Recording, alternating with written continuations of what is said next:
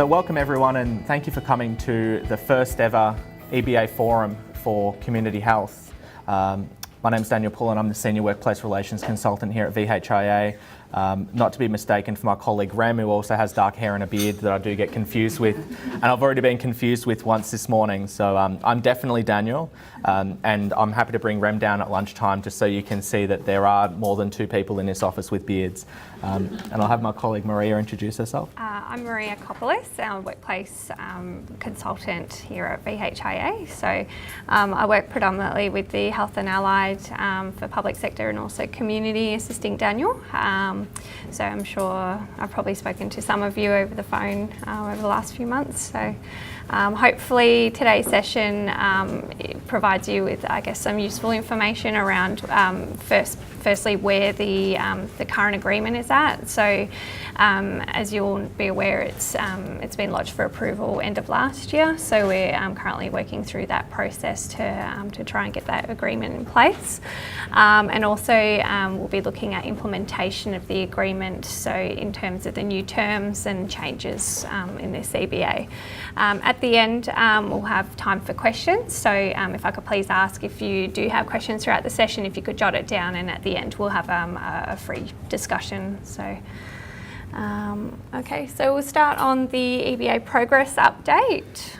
So with respect to the EBA progress, as Maria mentioned, this agreement was submitted to the Fair Work Commission late last year on the 13th of November.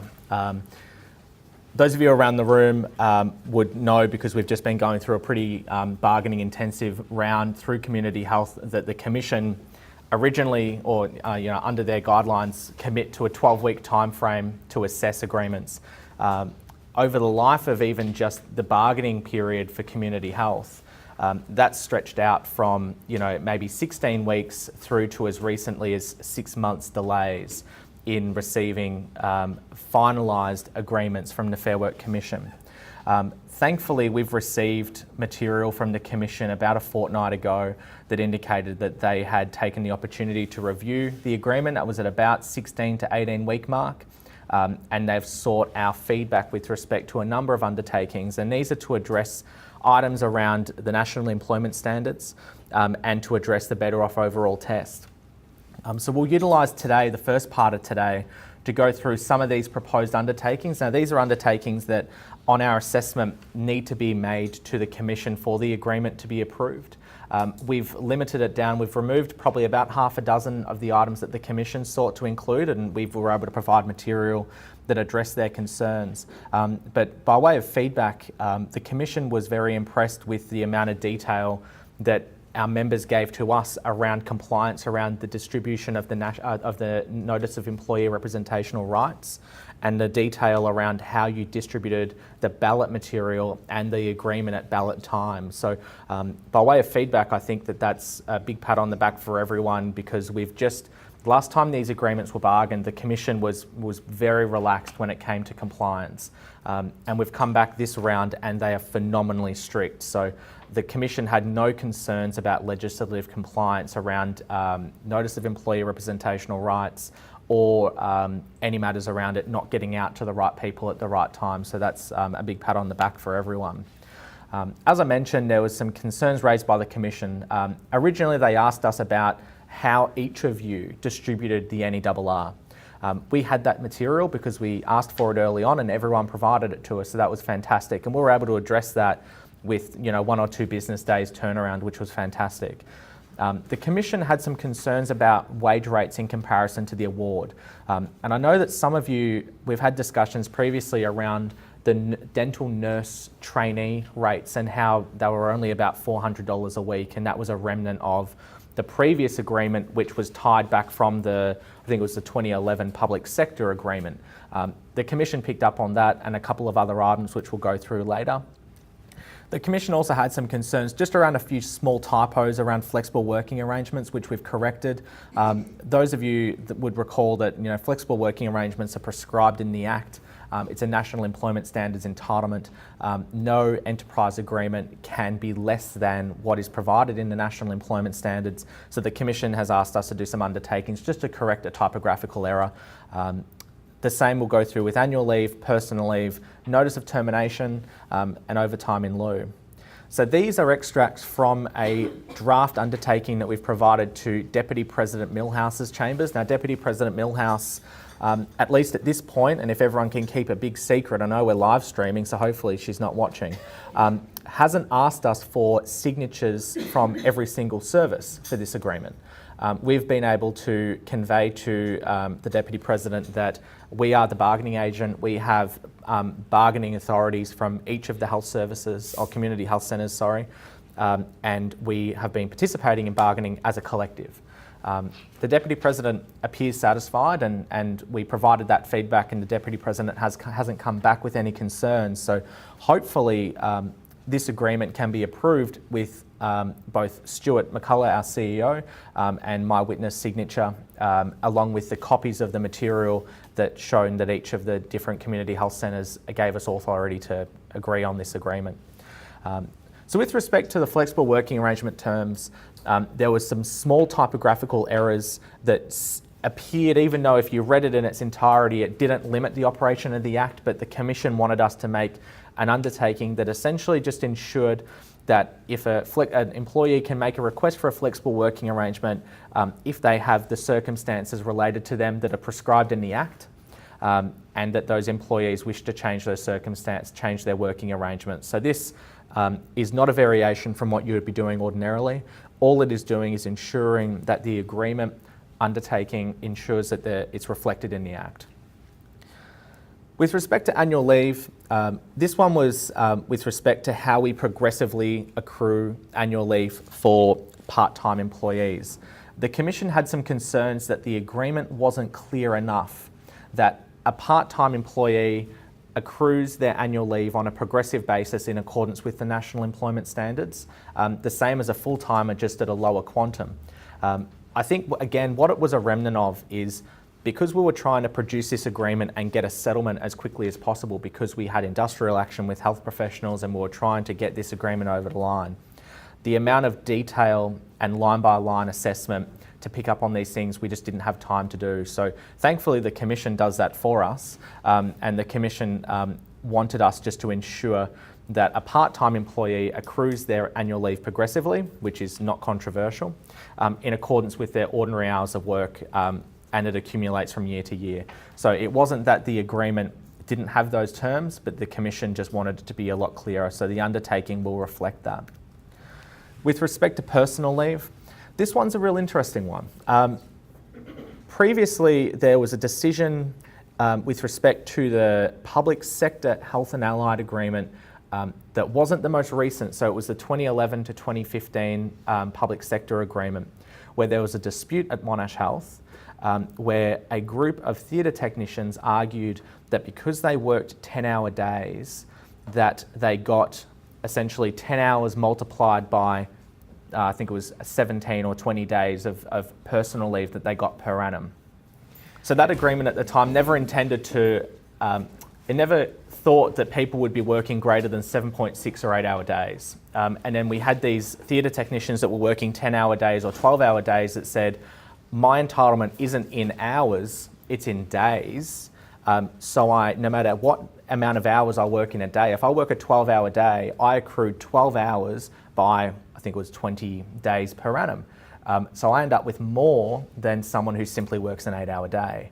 And that ambiguity was dealt with in the Commission because VHIA and Monash Health wanted to resolve that ambiguity. And Commissioner Gregory issued a decision that for the purpose of that agreement, the term day meant 7.6 hours. Now, we then carried those terms forward into this agreement.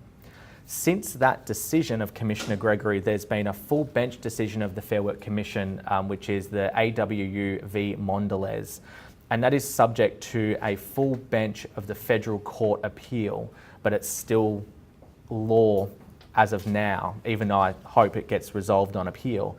And I believe it was Deputy President Hatcher of the Commission issued a decision that stated essentially the opposite, that if the agreement says you get, for example, 20 days of personal leave per annum, then it's whatever the day is that the person works. If the person works 12-hour shifts, they get 12 by 20 days.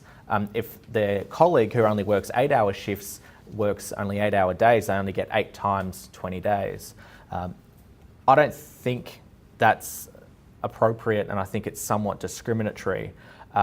However, we've had to make amendments to our undertaking, and what we've tried to do is, rather than refer to how strict that decision is, all we have to do in the undertaking is not breach the National Employment Standards. So what we've said here is that the paid personal and carers leave clause will remain as it is in the agreement, but an employee's personal leave entitlement will accrue progressively from year to year. So what we've done there is essentially drawn out from Section 96 of the Act, which is the National Employment Standards term that deals with paid personal and carers leave, and ported that entitlement into the undertaking. So it ensures that nobody ends up with less than what is in the National Employment Standards.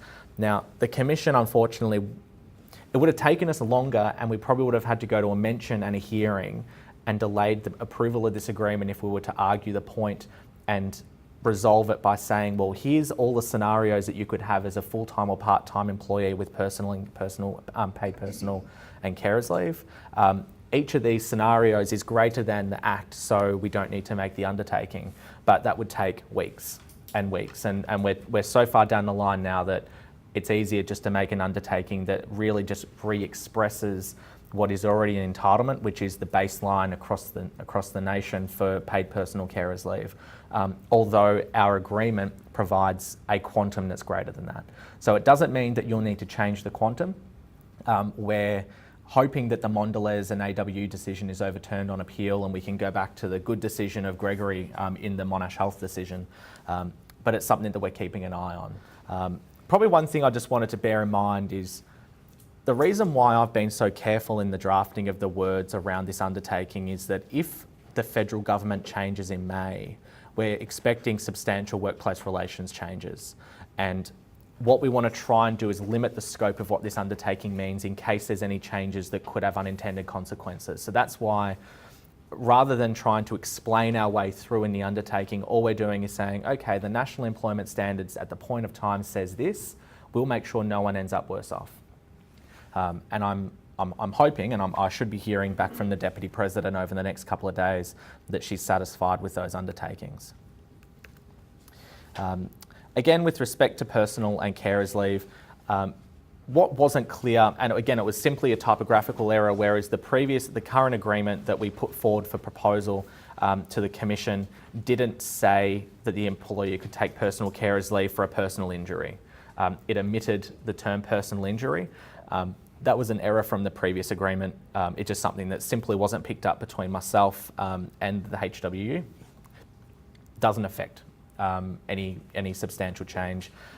It just ensures that someone who is absent because of a personal illness or injury can access paid personal leave. And it's really simply a typographical error that they picked up. So they've got keen eyes over there at the Commission. One thing that is an expansion, and I suspect it's not going to concern many of you, but what was unclear in the previous agreement is that it didn't actively provide that a casual was entitled to unpaid carers leave. And that's inconsistent with Section 102 of the Act. It's a zero cost item because simply a casual employee can utilise unpaid carers leave. This is an attachment. This would be what we would call like a bereavement leave or compassionate leave circumstance. But under the Act, they're required to be entitled to 2 days of unpaid carers leave. This is unpaid, so we don't expect there to be a cost implication, but it's really just for completeness because the Commission required it. Again, with respect to the undertaking, for Clause 26, the Commission picked up that the table on Clause 26 in the proposed agreement omitted the entitlement for someone with greater than 5 years continuous service to be entitled to 4 weeks notice. So it had there someone with greater than 5 years continuous service, but the right-hand column was absent of any numbers.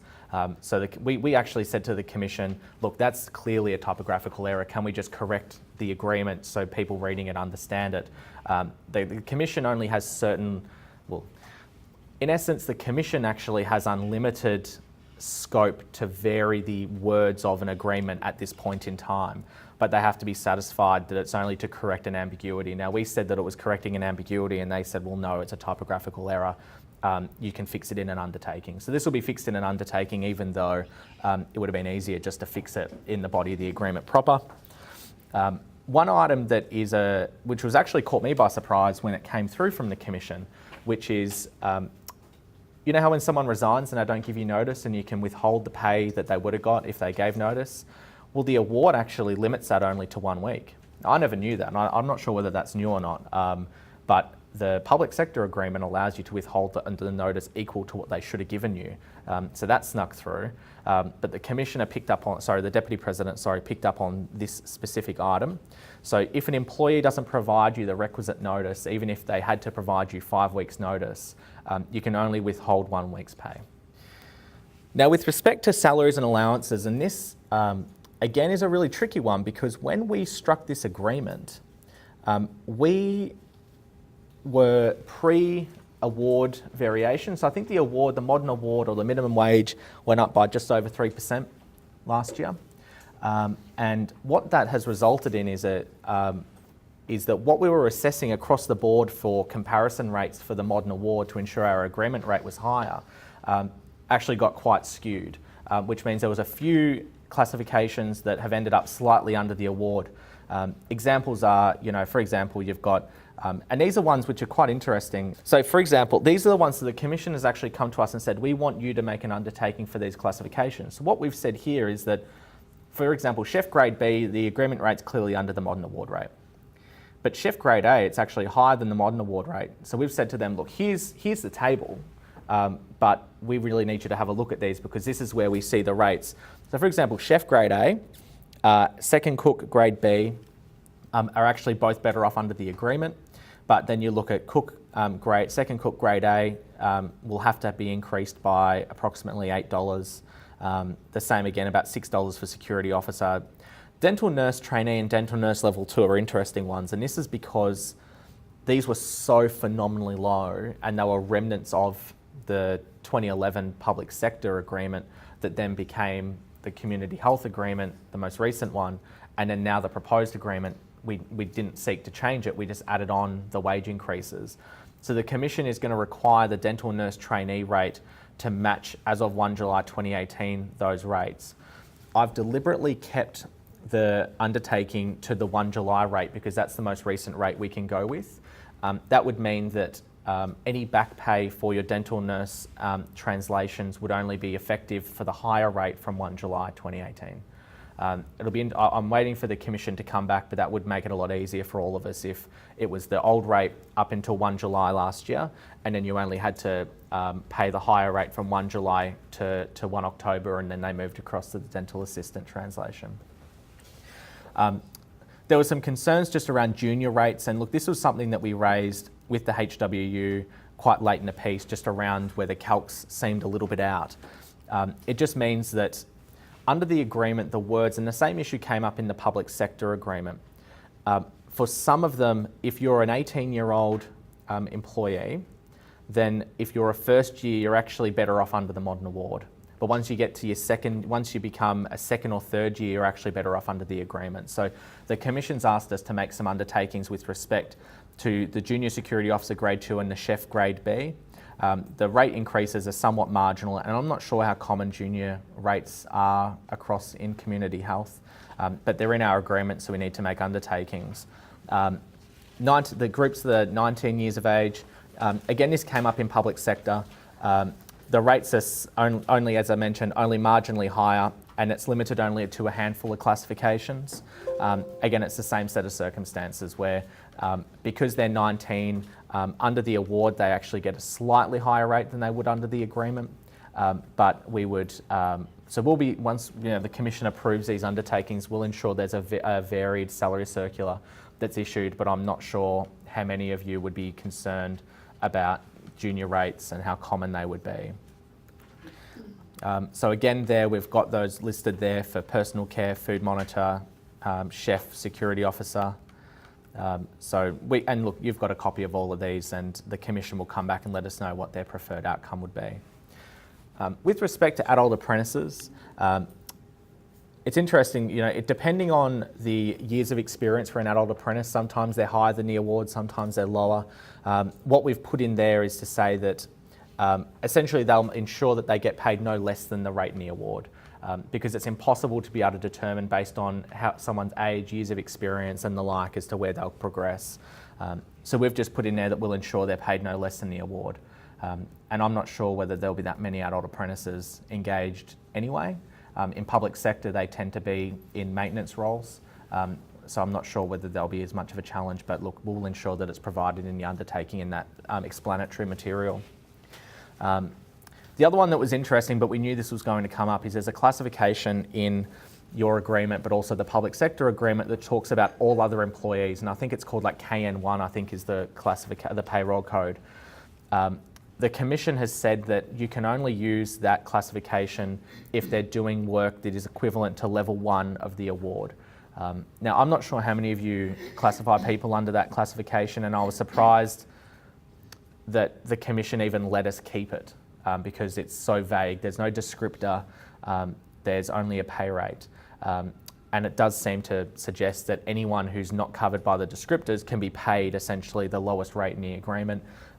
The Deputy President, we've put this as the undertaking across to the Deputy President, and I suspect that she'll be acceptable to that. So with respect to hours of work, this is specifically for dental assistants. And this is an interesting one, and this is kind of where it becomes a little bit trickier. So the award provides that a dental assistant has ordinary hours of work between 6 and 6 Monday to Friday. Now, I'm not sure how many of you run dental clinics outside those hours, but I suspect some of you may on some nights, maybe not every night. The Commission questioned whether a dental assistant, because their rates of pay are really close to the award, that there's an argument that the Commission was putting to us that if someone worked a shift that went until maybe 9 p.m. one night a week, that it's possible that they're actually worse off because they get overtime rates under the award, whereas under the agreement they get ordinary pay. And because the rates of pay are so close, it caused a concern. And the model that they gave me was less than 1%, the difference. So I don't think it's going to be a huge problem for the Commission, and that's why we've put the undertaking at a real high level. It's really loose. It's really just saying that, that it'll still maintain that a dental assistant can work outside 6 to 6, but the employer will agree that if a dental assistant has to perform so many ordinary hours beyond that span, that they won't end up better off under the award. So it's really loose. It really just means that if you've got your clinics that run, and look, I might actually put it to the room, how many of you run clinics beyond 6 to 6 Monday to Friday? And are they weekends? Just after hours on Monday to Friday? And how late? Oh, and Saturday. Right, so how many run just weeknights? 7 till 7:30. 7:30, okay. And look, the model that they gave us, I think I said it ran till about 8, I think the model they gave us went to 8 o'clock. I even think that half an hour would probably bring them back under the award, back like above the award anyway. The Saturday one's really interesting because under the award, that entire shift should be paid as overtime for a dental assistant. So we just need to keep an eye on that. It might be worthwhile maybe in the break us having a discussion about this. But the Commission, it's better to not draw attention to those issues specifically because this is quite loose and it just says that essentially you'll just keep a mind open that someone might be better off under the award, and it might be worthwhile just looking every 6 months and just taking a sample of a roster and just making sure that they're still sitting above the award. That's what I would probably do as opposed to doing it on a week by week basis. But if it's predictable and the hours of work are predictable, then you'll easily be able to kind of model up whether someone's better off or worse off under an award. But for example, if someone only worked 1 day a week and that one day was the Saturday, they're going to be better off under the award because under the award they get overtime for that whole shift. But again, I'm not sure. It's not even service by service. It's actually a dental assistant by dental assistant. And it may even just be week by week or what their roster is. So maybe in the break, those of you that run late nights during the week or Saturdays or Sundays, I'm not sure if you'd run Sundays, but maybe just let's have a chat in the break. With respect to casual employment, and casual overtime. So a casual under the modern award has a ordinary hours span of 6 to 6 Monday to Friday, in no excess of 10 hours per day. How many of you would roster in excess of 10 hours a day for a casual? I wouldn't have thought it was really common. What about casuals outside the span of 6 to 6 Monday to Friday? So a couple of you. In what areas? Dental. Dental. Is it predominantly dental that run past 6 o'clock? Yeah. Yeah. Okay. And is it common for your casuals to work those kind of? It'd only be if there was a late sick leave or. Sometimes the casuals have to work because the other people don't want to. Yeah. Basically. Right. So I think what I see as an opportunity for the centres, especially those of you that run later dental clinics, for your casuals, if you use casuals a lot, is to avoid this risk, is to utilise the part-time review of hours or the review of hours clause, which allows you to convert casuals across to part-time. If it is predictable hours of work, the clauses will allow you to do that, and we can go into those later. With respect to overtime in lieu, this was something that just exists in the award but didn't exist in the agreement, which was if you have a time off in lieu arrangement or an overtime in lieu arrangement, in accordance with the agreement, if someone terminates, they have to be paid at the overtime rate, not at ordinary time. So that's a benefit that arises out of the award that I'm not sure how often you arrange. I know time off in lieu is pretty common in community health. It makes a lot of sense. But just to bear in mind that if someone terminates, and I'm not sure what your current practice was, that the undertaking will require those hours to be paid at the overtime rate as if they worked them.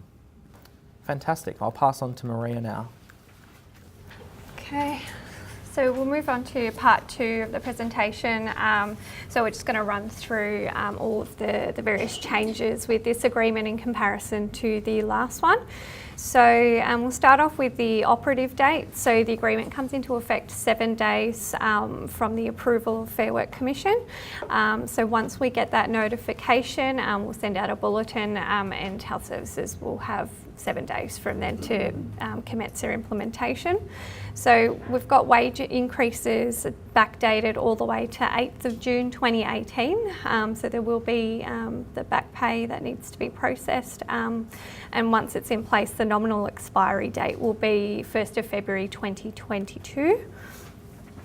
So the first change, so clause 7 is the savings provision. So it just really clarifies that no one's going to be worse off under this agreement. So it's not going to diminish any existing entitlements unless it's explicitly varied by the agreement, and that might be by way of translation or removal of entitlements or modifications.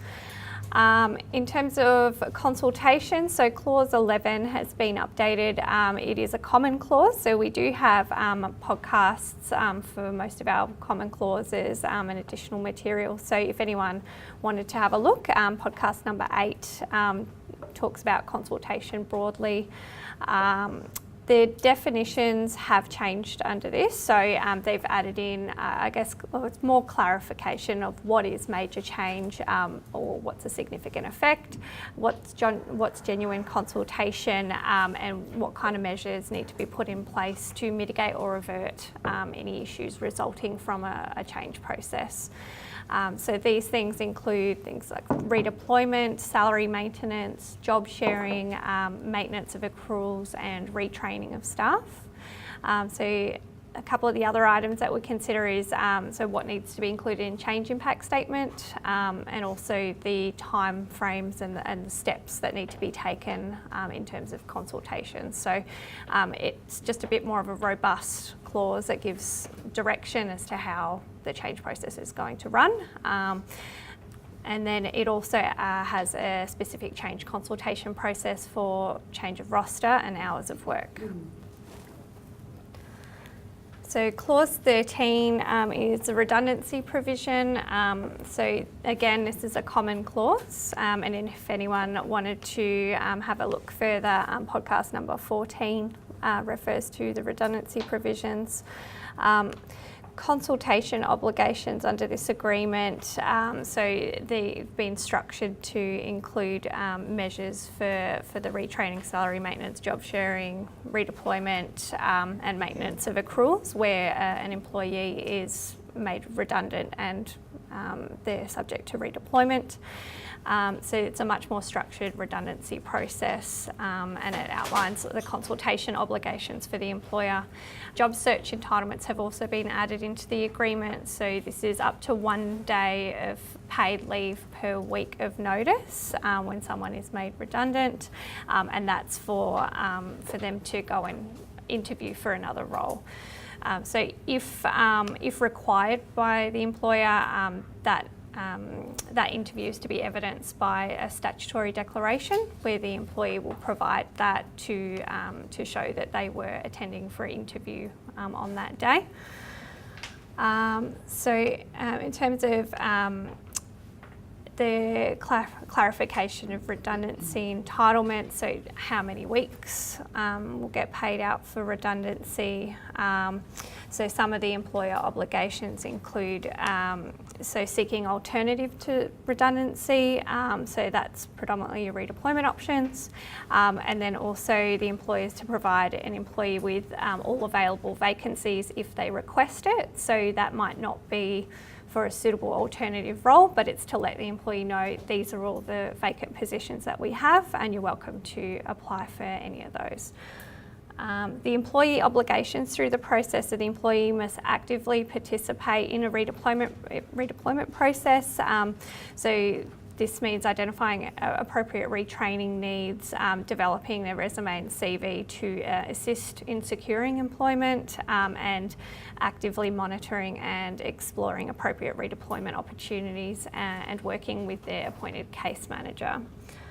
There's additional provisions around rejecting a comparable role. So a comparable role is one that the employee can go to that has the same skill set as their current position, the position that they're qualified to perform, or if they're not, then they could undertake reasonable training to be able to do that role.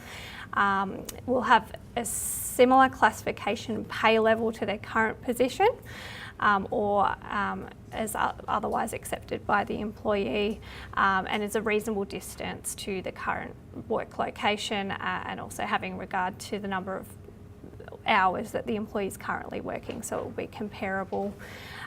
So if an employee was to reject a comparable role, that affected employee may be ineligible for a departure package as a result of turning it down. So if we go to the next clause, so clause 14 refers to discipline. So broadly expands on the disciplinary process to reduce ambiguity. The process has also been streamlined, so it no longer separates dental assistants as having a separate disciplinary process. It's all built into the one structure. It defines performance misconduct and serious misconduct, so that shouldn't be any change to current processes. It's more just a clarification of definitions as per the Act.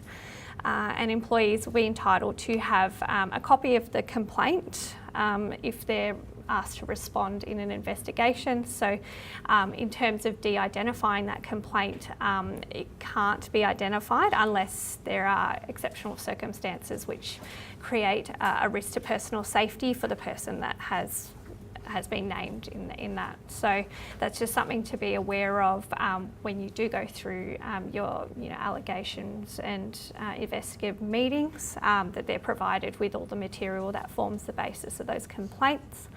And it also allows them to have a representative present at all times throughout the investigation and disciplinary process. So that might be a HW representative or support person. So clause 15 deals with promoting disabled workforce participation. So both clause 15 and 16, which I'll move on to next, are statements of intention for, I guess, the life of the agreement, where there's a commitment to ongoing promotion of employment of people with disabilities, and that's through increasing their representation in the professional services. And Clause 16 is the promotion of Aboriginal and Torres Strait Islander workforce participation. So Clause 17 refers to administrative and clerical review. So there's a review of the classification structure which needs to commence within 6 months of the agreement being approved by the Fair Work Commission. So the review will be undertaken by VHIA, HW and members throughout the life of the agreement. The progress report will be provided to community health centres within 3 months of the agreement expiring. So it's really an ongoing project during the life of the agreement, so to set it up for a brand new administrative and clerical structure come next bargaining. If I could just quickly add to that, so part of the issue that we discussed during bargaining and trying to get this agreement over the line was that the management and admin structures don't reflect community health centres. And they're that antiquated now that they don't even reflect public hospital work. So part of the work, this is an opportunity now for community health to actually actively move their descriptors away from public sector. Public sector, we're in the process, and Maria and I are both on the bargaining team for the HW agreement for the public sector as well. We're in the process of reviewing that structure and to develop essentially some proposed translations and some new descriptors to best reflect public sector health and allied and management and admin descriptors. What we would like to do is give and utilise that work to provide that to the community health centres, but what I don't want to see next round is an expectation from either the HW or from us that the community health centres will just adopt what was, maybe even a revised management and admin structure. It was part of a commitment that I gave to community health centres when we were trying to settle this agreement, that this was phenomenally important to you. And it's something that we will ensure that each and every service who wants to be involved can be involved in contributing and participating in this review, because it is really important. So that's definitely hasn't been forgotten. It's not lost on us. The public sector will be revising their descriptors subject to governmental acceptance of a management log, which will set that out. But it gives the opportunity for community health to really move in the other direction and start to set your own course. Okay, thanks, Daniel. So Clause 21, a part-time review of hours. So this allows for the review of an employee's contracted hours if over a period of 52 weeks or more they've worked regular and systematic additional hours above their contracted amount. So both the employee and employer are able to initiate a request to vary the contract, and obviously, where an employer sees that a part-time person is regularly working above their hours, you can send that request to the employee whether or not they want to increase on that basis. So requests will not unreasonably be refused, and responses need to be in writing within 21 days, and that's from either party. So if you send a request to an employee, they have 21 days to respond, but it's just really important that when you do send that request to them, you advise the employee of their obligations under the agreement, and that they have that amount of time to respond to the request. So all of the correspondence has to be in writing, has to be documented. Where a formal variation takes place, that will be confirmed via letter of appointment and a contract variation. So casual conversion on Clause 22, it's quite similar, except that it's where a casual person is performing more than or regular and systematic hours over a period of 52 weeks. So what that doesn't include, and this is both for the part-time review of hours, is for backfilling of absences. So if you have employees that are on annual leave, parental leave, and these are temporary variations, that isn't included for the purposes of evaluating regular and systematic hours above contract. And where an employee were to make a request for permanency, if they were backfilling leave, sick leave, annual leave, that wouldn't meet the requirements under this clause. So again, employer-employee can request for casual conversion. Requests will not unreasonably be refused. Response within 21 days, same as part-time conversion. The only difference is when converting a casual to part-time or full-time, the minimum contracted hours will be based off how many they've worked on a regular and systematic basis. So it'll be an averaging arrangement. So if you're looking back the 12 months, you'll need to see how many hours they've worked and what that pattern looks like to identify what their contract will be ongoing. Probably the other thing, just before we move on to transition to retirement, is when these clauses were introduced into the public sector across the board, one of the common questions was this 52-week item. Is that 52 weeks from the start of the agreement, which means we don't have to look at this for another year, or is it essentially going back 52 weeks from the start of the agreement? The clause doesn't actually discriminate between it having to be within the scope of the agreement.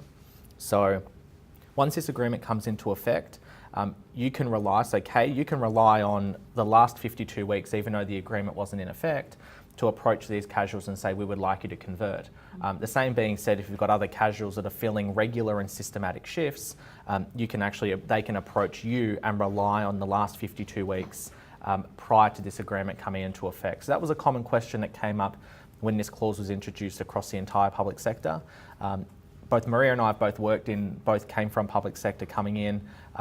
There was a big panic about these two clauses when they came in, very rarely used. And I don't think the employers use them to its greatest potential either.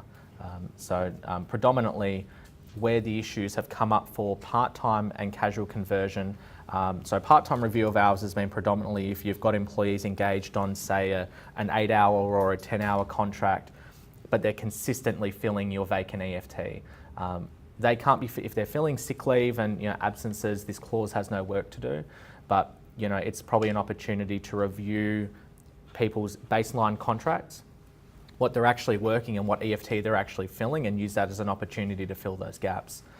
The same being said with casual conversion. If you've got casuals working regular and systematic hours on the same day, the same times, there's actually an opportunity for you to start that conversation with those casual employees to give them permanent employment. Okay, so the next one is transition to retirement. So this is a fairly standardised clause across the agreement. So it has also been introduced into the Fair Work Act as well.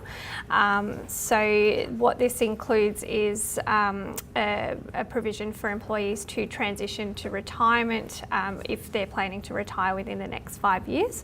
So this will apply to employees that are over 55 and have indicated that they're wanting to retire within that period.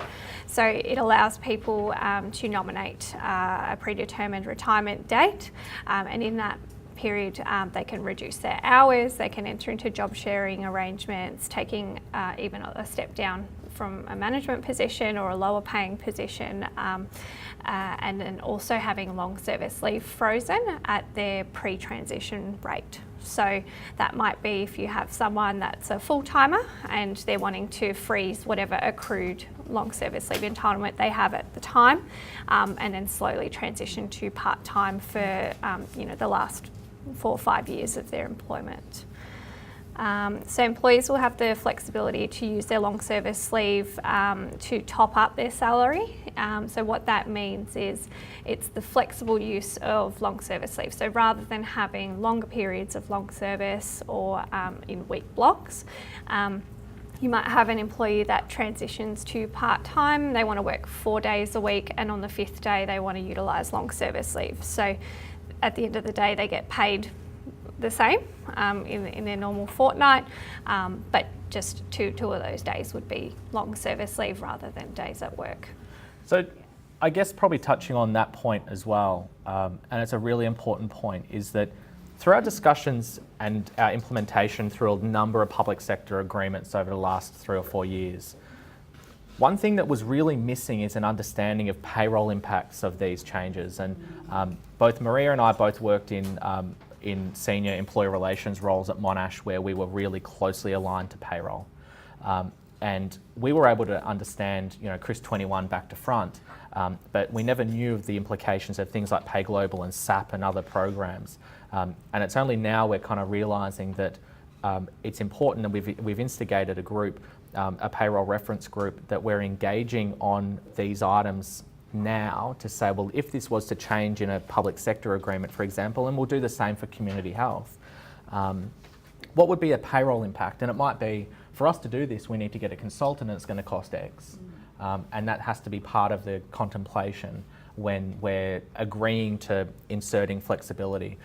Because there's some things that, some of this might be able to be resolved in the back end of your system without a need to have continual external consultant engagement. But there were some things that were inserted in, and you would all remember the nurses agreement where it actually said that the meal breaks had to be in the roster. And people who had electronic rosters, even a place like Monash, who have a huge payroll and technical team, said we can't do it. We simply can't do it. And I'm sure each of you were subject to that agreement. So that was a sticking point, at least when we were both at Monash, about outcomes that looked industrial but actually became real sticky payroll problems. So that's something that that's really front of mind now, that not everyone can just flick a switch internally and it all just kind of aligns. A lot of you rely on external consultants and that does cost money. So it's something that we'll be engaging on more in future agreements for all our sectors, but in particular relevant to you for community health, but also the nurses agreement, which is coming up, which covers all of you. So what I would suggest is, given that nurses is relevant to this group, we have a payroll reference group that is free to join for anyone. Anyone's happy to attend. If you have internal payroll people, or if you have dual responsibility across payroll, IR, HR, please let Yvonne Erpus know. So email, if it's just query@vhia.com.au or vhia@vhia.com.au, and just say you want to join the payroll reference group, and Yvonne facilitates that. I think they meet on a quarterly basis. They do go-to meeting and also face-to-face here. So in particular with nurses coming up, it'd be good to get you into that vibe and to see what kind of work is happening there. Sorry, I keep interrupting. That's you. okay. No, that's all right. So salary increases, clause 30 sets out the percentage increases over the life of the agreement. So the ones that will be coming up pretty much from day dot will be your 8th of June back payment to last year, then 1 July 2018 back payment, and the next increase will be due on 1 July 2019. So the increases are as per the table above. So that's 5% for the June increase, 3% for last July, and 3% this July. Something to keep in mind is that there'll be an additional increase for admin and clerical. So their increases are an additional 0.5. Sorry, clerical. Don't get them all excited. They're all admin here. They're all getting excited. Sorry, I get them all mixed up. Workers. Clerical workers will get an extra 0.5% in the July 2018, 19, 20, and then 2% in July 2021. I still have nightmares about the time I suggested that increase, so just making sure it's just for clerical workers. So the next one is a once-off lump sum payment. Again, this will be due once the agreement is approved. So it's 2,100, and that's prorated for part-time employees, and that's for employees that have been employed for greater than 12 months from the date the agreement commences to operate. So I've had a question already come up around where do we measure that 12-month period from, and what if someone transfers service from one health service to another. So in terms of the definition of employed, so it's employed with the employer. So if someone has transitioned across, even if it's with another recognised service, you're only counting the period of service with your health service. So that should kind of assist in trying to differentiate whether or not they meet the criteria. So anyone that's less than 12 months gets 1,050, and that's prorated for part-timers.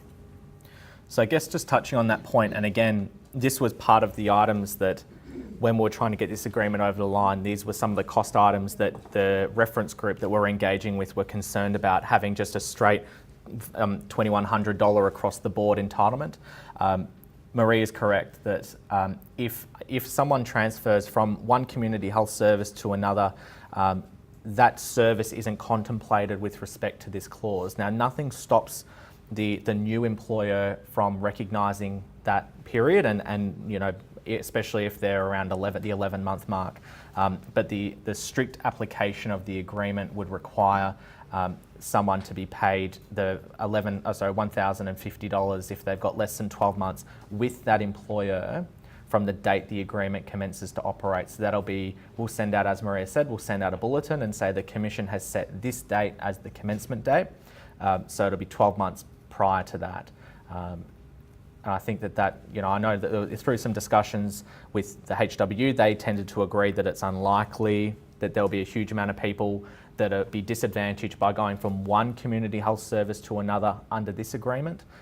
But, you know, they seem to be happy with the kind of halfway mark for both. So, again, nothing stops you, like paying the wage increases ahead of time, nothing stops you making an internal decision about, you know, giving someone a little bit more than what they would have got if they were close to the mark of being there for 12 months, especially if they came with lengthy service from another community health centre. Okay, so clause 36 is superannuation. So it's been amended to allow for choice of fund. So you now get HESTA, First State, or if the employee wants, they can elect their own. It also expands on contribution obligations while the employee is absent from work. So that includes both paid and unpaid leave. So it sets out provisions for paid leave where superannuation will continue to be paid by the employer. Unpaid leave where it's placed on hold, and then work-related injury and illness where it's subject to the rules of the superannuation fund and relevant legislation. Probably the other thing with super is that one thing that a lot of our old agreements in public sector and community health were blind to was things like gender equity, and it's a big body of work that we've been doing internally to try and bring a lot of these things back into, you know, the 21st century. And one of the key indicators of inequality for financial outcomes for women is being absent on paid maternity leave and not being entitled to super, which is what the previous agreement didn't allow them to receive. So that was one of the items that was in a logger claim for public sector from VHIA, and then it was led on to the community health logger claim. So that's a fantastic outcome that means that, you know, for paid parental leave in particular, those employees on paid parental leave continue to receive super for the paid component. It also includes things such as jury service and personal carers leave, compassionate leave. It's also paid on all those forms of paid leave as well. So clause 39 talks about reviewing the agreement over the life of the agreement. So there's a requirement for the representatives to meet within 6 months of the agreement being approved, and those representatives will be VHIA, HW, and any employer elected representatives? So I think what we're going to do with this review of the agreement is to utilise probably start a reference group specifically just for this agreement within community health, just to start talking about some of the items that we can set over the life. So the first 6 months of this agreement obviously will implement, and you'll get a good idea of what's really changed. Not a huge amount has changed in this new agreement, and I think it was one of those things that once we were going through and preparing for today, not a lot has changed substantially, but the agreement is still very public sector centric. So I think that review will be an opportunity for community health to really make this agreement their own, and really start thinking about where there's terms that just simply are not relevant anymore, and where we can introduce terms that will allow you better functionality, better flexibility, and better reflect the community health centre way of work, as opposed to the very broad-based public sector, terms that exist now. So this is an opportunity that we'll engage our members on, and seek that feedback about what can change, what can be better. But it's going to be a bit of a marathon kind of effort, because it's not going to be something we'll do in the first 6 months and finish it. It's probably something that we'll have a reference group around that 6-month mark, just because it's going to be so busy with implementing all these agreements for community health moving through. But you'll definitely be engaged. And then one of the key commitments from that review process is that within 3 months of the agreement expiring, there will be, I guess, the outcome communicated to all of the health centres regarding the review process and where it's up to. I guess it's to try and spread the development of the management or community health centre logger claim over a greater period, so we're not rushing right at the end. So it gives us an opportunity to really think about whether, and it might be that out of that review, the community health centres decide on having some common clauses that are separate to public sector, but having some common terms across the entire community health space. So this is something that we'll engage really closely with you on, about having things that you're not just getting what public sector got. You'll be able to really control and manage outcomes for your next bargaining round with respect to the terms in the agreement and structures and the like. So clause 109, so dental nurses to dental assistant translation. So the translation is effective from the first full pay period on or after 1 October of last year. So obviously that will have, I guess, implications in terms of back payment and backdating the translations for those staff. So the translation should not reduce anyone's remuneration ordinarily received.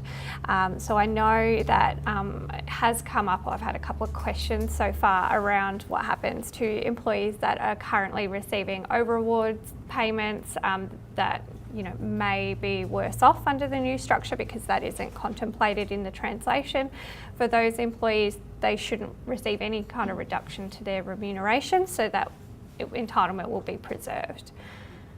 Employees that translate to the dental assistant structure will receive conditions of employment under Part 11 of the agreement in addition to Part 10, which just provides some dental assistant specific rates in there.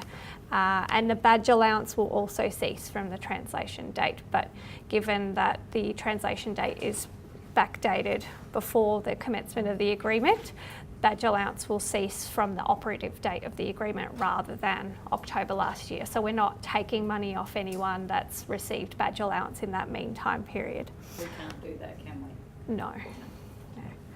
So in terms of the translation, so the table's up on the screen. So so I think it's pretty clear cut what the translation looks like. First wage increase is back in June, and the second one 1 July 2018. So there'll be back payment for that period, and then translation from October of last year.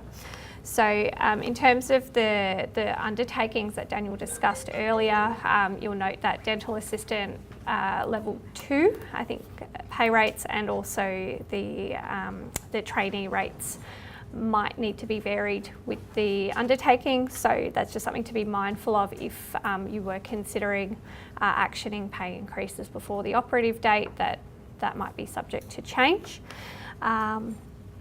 And also another query was around the annual leave loading and experience payments. So, so that has all been rolled into the base rate for dental assistants. So both those allowances have been incorporated, so they're no longer payable once that translation has taken place. So the next slide is a summary around the progression through pay points. So for the most part, employees will translate on their yearly anniversary within a level of pay, but there are a couple of exceptions to that rule. So the dental assistant grade 1 1.1 pay point is your newly classified dental assistant. So upon 12 months of experience, they will upgrade to the 2.1. Likewise with the dental assistant grade 1.2 pay rate, that's a person in the re-entry course. Once they've completed their service, they'll move up to the 2.2 pay point, so they skip a year. In terms of the higher end of the scale, so anyone that's classified as a 2.9 dental assistant immediately before translating to the grade 3 level, they'll be entitled to commence at a 3.2 rather than a 3.1. And under the grade 3 structure, if they're at the top of the end, so 3.5 going to 4, they go automatically up to 4.2. And that's to ensure that there's no loss of pay as a result of being promoted and having to do work of a more complex nature. I think another thing I'll touch on as well with the years of experience, so queries come up around when is the review process. So for translated employees, when do we count a year of experience? So because the old structure didn't have any year levels in place, so we had experience payments that were made on flat rates. There wasn't any progression through a structure like the dental assistant structure provides. So those employees, once they're translated, to ensure that there's no disparity between the pay rates of employees of varying year levels of experience, we recommend that the pay review will take place based on whenever your annual reviews are conducted. That might be 12 months from the October translation date, and it's done every year on the same date, or whenever your scheduled appraisals are done. But I think it's important not to rely on anniversary dates, because you might have one employee that's got 5 years of experience and one that has 3, and they're both translating to the same rate under this structure, and one person has the anniversary date before the other and might be disadvantaged by that. So it's just really important to maintain the annual review as having happened at the same time, so that no one gets left behind. So the public holiday clause, so 55, so where there's been an insertion of a substitution for religious public holidays by agreement, so where an employee can approach yourselves to apply to have a day substituted for a religious holiday of their choosing. So what that means is the date that would ordinarily be treated as a public holiday will then become ordinary pay for that day if they would choose to work it, and then the substitute day will be treated as a public holiday. So I think where we see this operating is that the person, let's say they're substituting a Christian Catholic holiday for another religious holiday. The employer would just give them that day off and not require them to work on that new public holiday day. And then often, and this would be where, if the business was open, you would roster that person to work on the public holiday proper, and they would just get paid ordinary pay. But touching on your point, if, for example, you're closed on Christmas Day, which most places are, you can say, look, we're not able to accommodate that because everywhere's already closed. So you could say to them, look, we're happy to give you the public holiday. You can do the same way, so we can do exactly the same thing, which we can give you the day's pay for your chosen religious public holiday, but Christmas Day would be either you'll need to use your own annual leave or to be leave no pay, because you've offset your right to have ordinary pay on the Christmas Day, for example. So then their net is 0, and then they can either top that up with annual leave or another arrangement. So the other changes was a clarification of payment where an employee works both on the actual day and a substitute day, which is in relation to where a public holiday might fall on a Saturday or Sunday, and there's a substitute day prescribed on the Monday. So for the avoidance of doubt, there's been a term inserted which provides payment in lieu for the substitute day that's prescribed.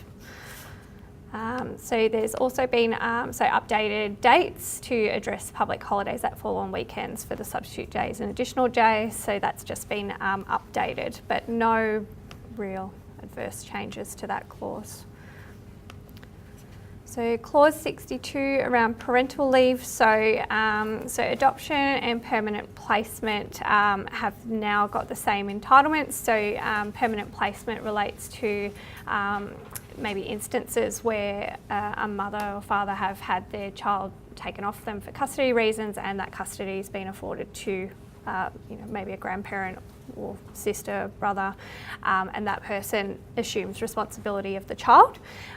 So if that is the case and they're placed on a permanent care order, it's to have the same effect as being adoption. So removal of gender-specific terms. So this is in reference to previously being called maternity and paternity leave. So it's now referred to as long parental leave and short parental leave. Paid no safe job leave it has been inserted where applicable. So this relates to where an employee is unable to perform their ordinary duties due to illness arising out of the pregnancy, that they will either be given a suitable alternative role, so that's the transfer to the safe job for the duration of that pregnancy until they go on to parental leave, and where that job isn't available, they'll be given paid no safe job leave for that period. So an employee that is casual would be entitled to unpaid leave if that were the case. So an employee also has to comply with the notice provisions as well in advising of their medical condition. So in terms of keeping in touch days, so keeping in touch days have been added in to reflect the National Employment Standards. So that's 10 days that an employee is able to resume work in order to keep in touch. That might be work, it might be PD days, it might be in-service training, but they can access up to 10 days without breaking their parental leave period. So an employee can't utilise the keeping in touch days within 14 days of the birth of the child if the employer's requested it, and if both the employee and employer consent to the employee performing work on a day, that day mustn't be within 14 days of the birth if the employer requests, or 42 days of the birth if 42 days of the birth or placement of a child, I think, where the employer requests it, and 14 days where the employee requests it, and the employee mustn't perform work outside of the health centre as well. So if the 10 days, it's 10 days across all employers. So if you've got someone that has two separate roles at two services, they need to be mindful of that. And superannuation as well has been clarified as being paid during the part of paid long parental leave. The family violence leave. So family violence leave uses the definition from the Family Violence Protection Act 2008 Victoria. So it provides support for employees that are experiencing family violence, and they'll get up to 20 days of paid special leave. So that might be to get medical or legal assistance, court appearances, counselling, which includes financial counselling, relocation and making safety arrangements. An employee can also access an entitlement to personal leave if they're supporting a family member or household member experiencing family violence, and they're able to accompany them to court, hospital, or to care for their children. So the application process, so employees will notify their supervisor or a designated contact person if they require family violence leave. So a designated contact person will be someone that's allocated by the service. It might be someone that's outside of the process altogether. It could be HR, it might be someone that's specifically appointed to that role, or a delegate. So that person will receive training in handling family violence cases and disclosures, and employees will also be advised of who that contact person is. So that might be by way of internal policy procedure updates or notifications. So support measures might include, so where there's risk to health and safety to the employees. So if they've notified that they've got concerns around their family violence, so there's support measures that the employer can put in place, and that might be things like changing their hours of work, their duties, location, or contact details. It might include advising security staff with the employee's occupational violence where applicable, and any other appropriate measures that are available under the existing provisions for family violence and flexible work arrangements.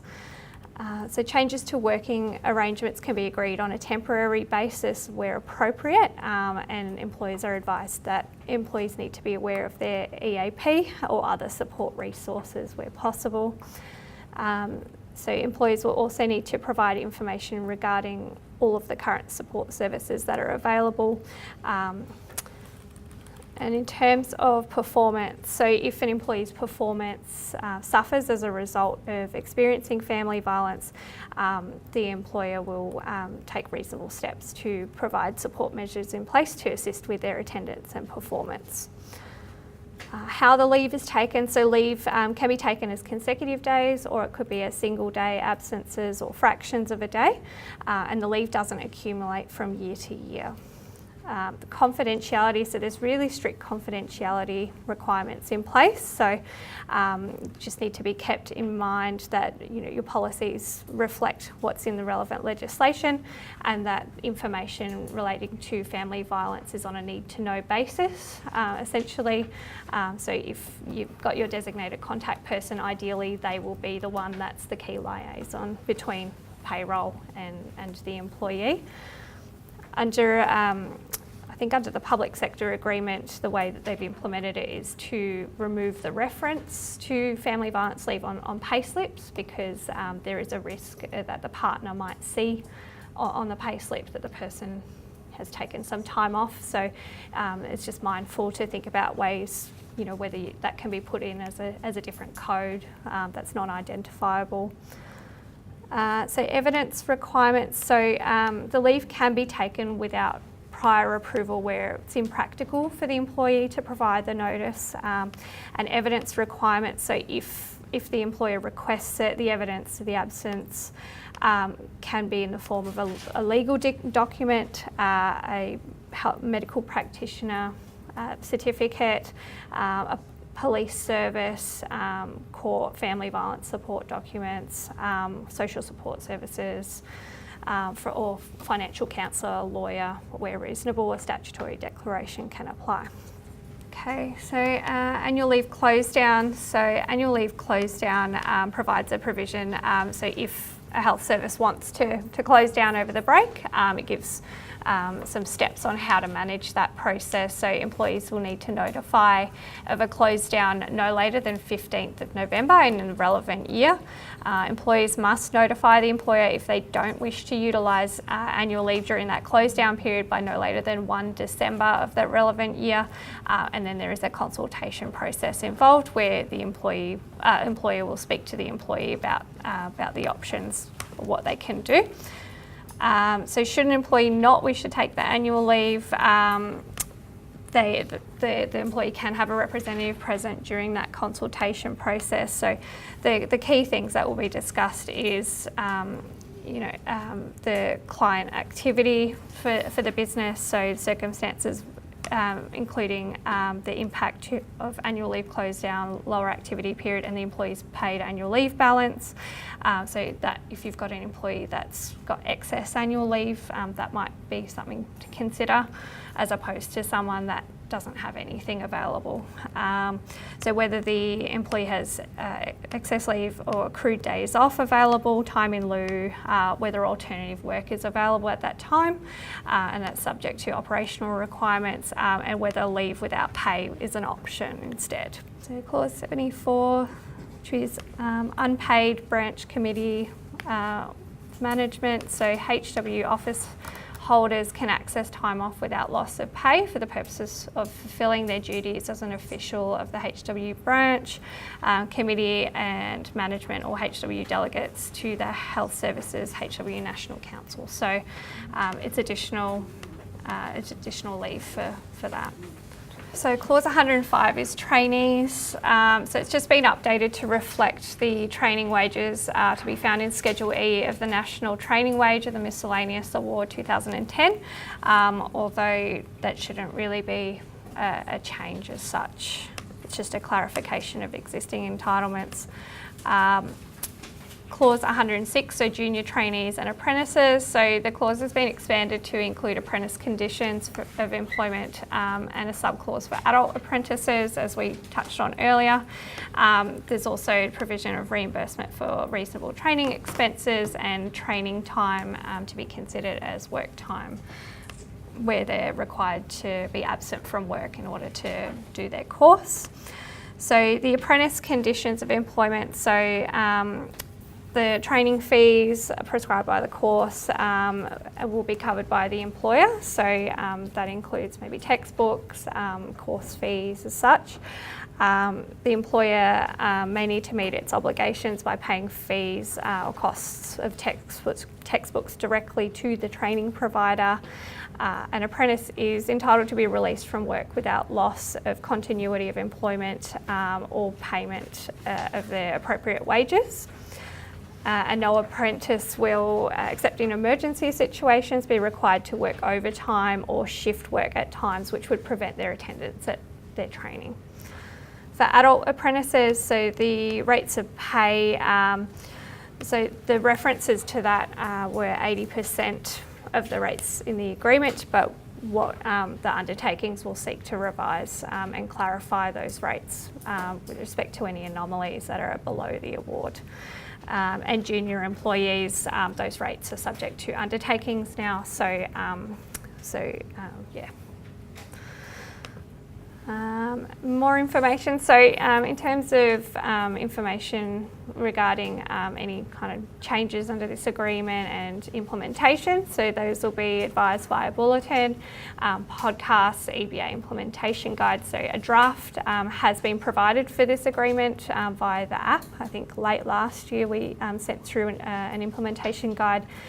We still haven't received feedback from the HW, so once we get the go-ahead and see if there's anything that needs to be changed, and especially with the undertakings now as well, we might need to modify that to reflect any changes since that was drafted. We can circulate that via bulletin and the app again. What we might do is post the draft implementation guide back on the app today. Those of you that are here and also watching, if you could just turn your mind to it now and just provide any feedback that's necessary.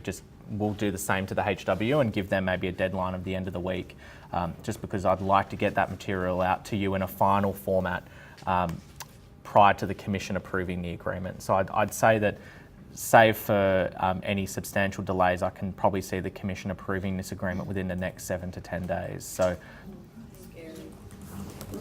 So sorry, won't the implementation guide be impacted by the undertakings? Somewhat. We're not going to know that. Yeah, not. Yeah.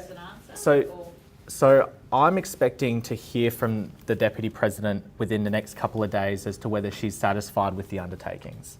Okay.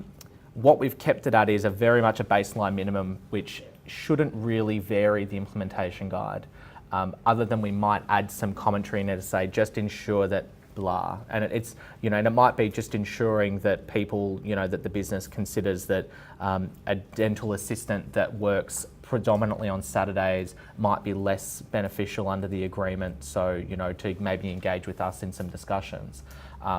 We can't obviously put every single scenario in there, and we probably wouldn't want to bother everyone with it, but the implementation guide won't change substantially, at least on my reading of it. I revisited it. Other than the wage rates, but the implementation guide doesn't have the wage rates. So we'll do a salary circular with the wage rates which we're in the process of essentially finalising now, but it is subject to. Couple that have, obviously we have to meet the award. Yeah. So where there's been, my understanding is, and look, I know in public sector it was the same. Does every community health centre, at least those of you that are present, rely on the salary circular for wage rates, not the agreement? Cool. So when we issue the salary circular, which we're finalising, we'll highlight where there's been a variation because of an undertaking, we might just do that in a yellow highlight or something similar, that it just draws your attention to it. But I think that's probably the best way to address that. The implementation guide won't have substantial changes simply because of the undertakings, because we've kept it to the absolute minimum. I'm not sure I hope that the Deputy President is satisfied that by restating the absolute minimum, that will satisfy her and we can progress, as opposed to some other members who, again, at their own discretion, can ask for phenomenal amounts of information about explaining, well, where will it have effect, where won't it have effect, and that will just lead us down a pathway of this not being 7 to 10 days rather than like 3 to 4 weeks. So we've been trying to progress this as quickly as we can, and we've kept the undertakings to the absolute minimum that we think should satisfy the Deputy President, and by doing that it shouldn't really vary the implementation guide. But if there was anything in there that you want more information on that's not covered off in this material or in podcasts, please let us know. But we will reissue that on the app today, just so you can, rather than scrolling back through. Well, look, what we might do is we might leave it at that, and thank you so much for your participation today. As I mentioned, we'll be continuing our engagement with respect to the undertakings, the agreement once it's approved and when it's close to approval, and the other implementation material over the next couple of days. But as always, please feel free to contact Maria or I, either on the app by way of email or directly contacting us by phone. We're happy to take your calls, but thank you again.